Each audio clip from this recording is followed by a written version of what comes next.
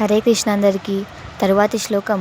కాశ్యశ్చ పరమేశ్వాస శిఖండీ చ మహారథ దృష్టద్రుమ్నో విరాటస్య సాత్యకీశ్చ పరాజితః ద్రుపదో ద్రౌపదేయాస్య సర్వశః పృథివీపతే సౌభద్రస్య మహాబాహు శంఖాన్ దద్ముః పృథక్ పృథక్ సఘోషో ధార్తరాష్ట్రాణం హృదయాని వ్యధారయాత్ నభస్య పృథివీంచైవ తుములోవ్యను నాదయన్.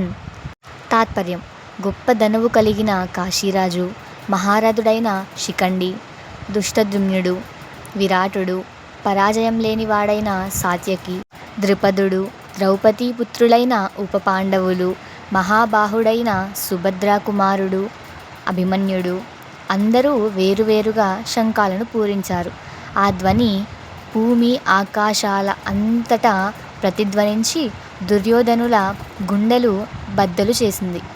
మరింత డీటెయిల్గా నెక్స్ట్ వీడియోలో తెలుసుకుందాం. Until then, Radhakrishna.